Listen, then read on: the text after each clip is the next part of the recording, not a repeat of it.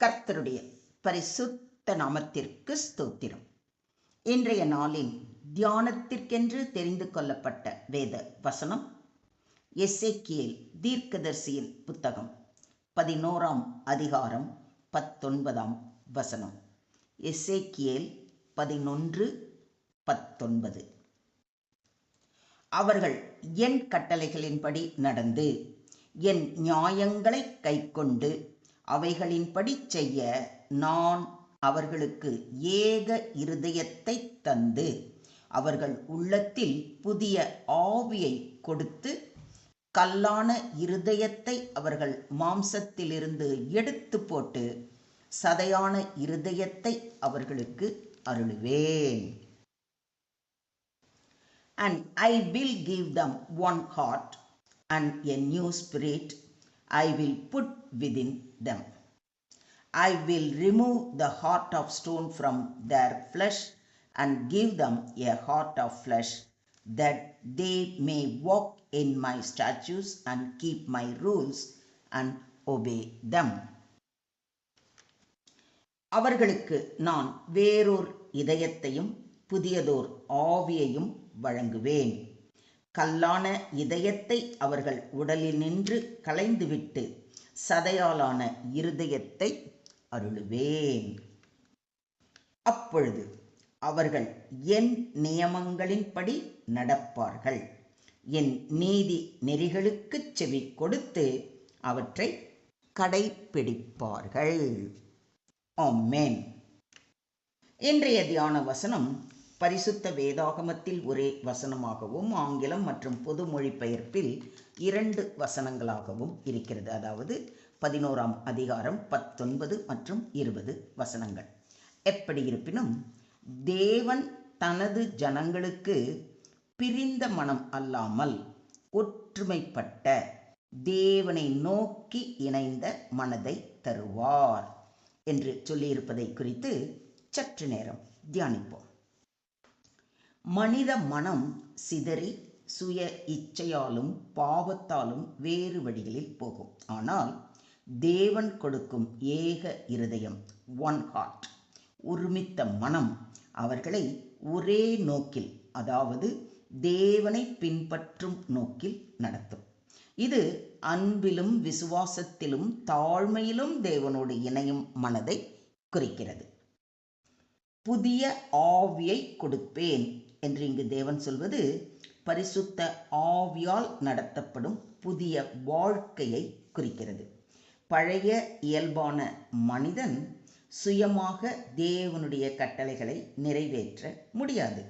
ஆனால் புதிய ஆவி கொடுக்கப்பட்ட பின் அவன் சத்தியத்தையும் நீதியையும் விரும்பும் பிள்ளையாக மாறுவான். இது ஆவிக்குரிய மறுபிறப்பு, ஸ்பிரிச்சுவல் ரீபர்த் பற்றிய முன்னோட்டம். ஒருவன் ஜலத்தினாலும் ஆவியினாலும் பிறவாவிட்டால் தேவனுடைய ராஜ்யத்தில் பிரவேசிக்க மாட்டான் என்று மெய்யாகவே மெய்யாகவே உனக்கு சொல்லுகிறேன் என்று நம்முடைய ஆண்டவராகிய இயேசு கிறிஸ்து கூறுவதை யோவான் 3:5 வாசிக்கிறோம். ஆவியினாலே பிறப்பது என்பது தேவனுடைய பரிசுத்த ஆவியால் நிரப்பப்படுவது என்பதாகும்.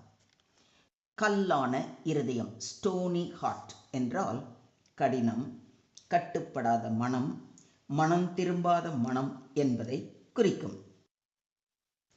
எல்லாவற்றை பார்க்கிலும் இருதயமே திருக்குள்ளதும் மகா கேடுள்ளதுமாய் இருக்கிறது, அதை அறியத்தக்கவன் யார் என்று எரேமியா தீர்க்கதரிசி கூறுவதை எரேமியா 17:9 வாசிக்கிறோம். கல்லான இருதயம் சுய இச்சையிலும் பாவத்திலும் அகந்தையிலும் நிறைந்து தேவனுடைய வார்த்தையை கேட்க மறுக்கும்.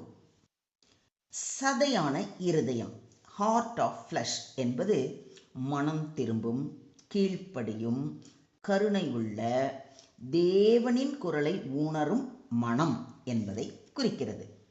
சதையான இருதயம் என்றால் பாவத்திற்கு உணர்வுள்ள மனம் அல்ல, மாறாக தேவனின் சித்தத்திற்கு உணர்வுள்ள மென்மையான பரிசுத்தத்துக்கு கீழ்ப்படும் மனம். அதனால்தான் தாவீது தேவனே, சுத்த இருதயத்தை என்னிலே சிருஷ்டியும், நிலைவரமான ஆவியை என் உள்ளத்திலே புதுப்பியும் என்று வேண்டுவதை சங்கீதம் 51:10 வாசிக்கிறோம். நம்முடைய தேவாதி தேவனின் கட்டளைகளின்படி நடந்து அவருடைய நியாயங்களை கைக்கொண்டு அவைகளின்படி செய்ய நமக்கு ஏக இருதயம், அதாவது ஒருமித்த மனம் வேண்டும். அதை தருவதாக இன்றைய தியான வசனம் மூலம் தேவன் நமக்கு வாக்களிக்கிறார். இந்த வசனம் தேவனுடைய புதிய உடன்படிக்கையை முன்னதாகவே சுட்டி காட்டுகிறது.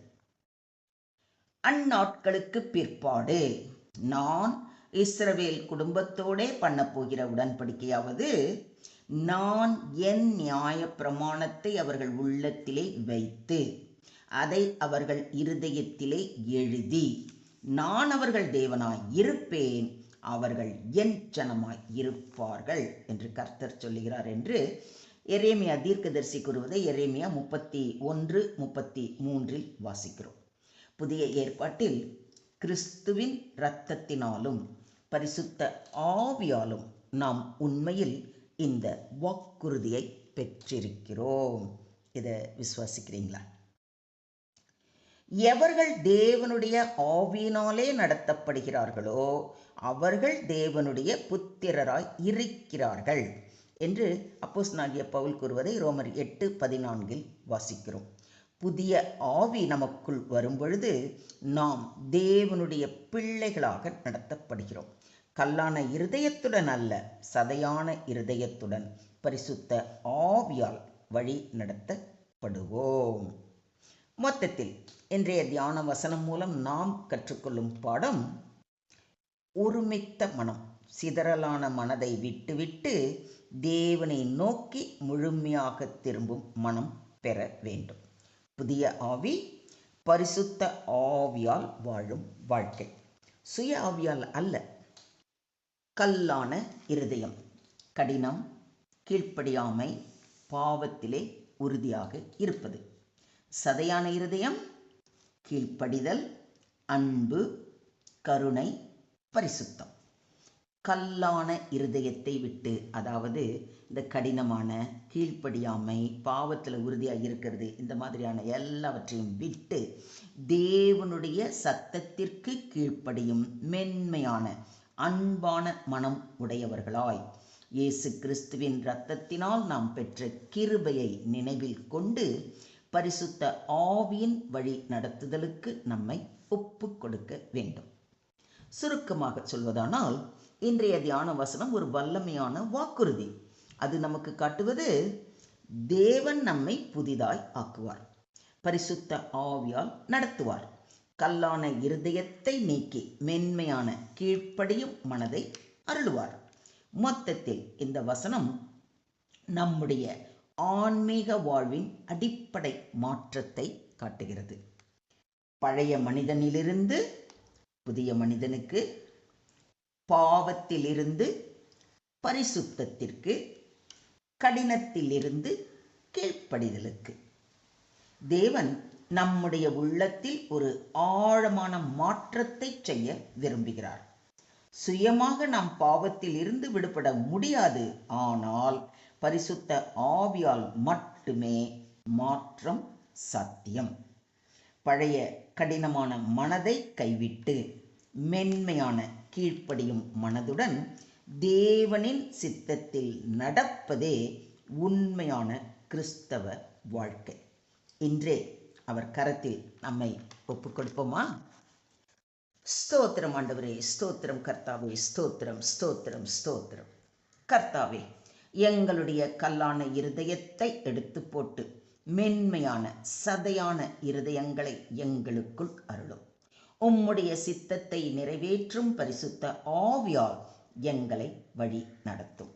எங்கள் மனதை உமது கட்டளைகளிலும் நியாயங்களிலும் ஒருமுகப்படுத்த கிருபை தாரும். பழையவைகளை போக்கி புதியவைகளை எங்கள் வாழ்க்கையில் உண்டாக்கும். பரிசுத்த ஆவியால் எங்களை வழி நடத்தி உம்முடைய சித்தத்திற்கு கீழ்ப்படிந்து வாழும் வாழ்க்கையை பெற எங்களை முற்றிலுமாக தாழ்த்தி உம்முடைய கரங்களிலே ஒப்பு கொடுக்கிறோம். நீங்க பொறுப்பெடுத்துக்கோங்க, நீங்க வழி நடத்துங்க. எல்லா துதியும், எல்லா கனமும், எல்லா மகிமையும் ஒருவருக்கே செலுத்துகிறோம். மீட்பர் இயேசுவின் மூலம் ஜெபம் கேளும் எங்கள் ஜீவனுள்ள தகப்பனே. ஆமென்.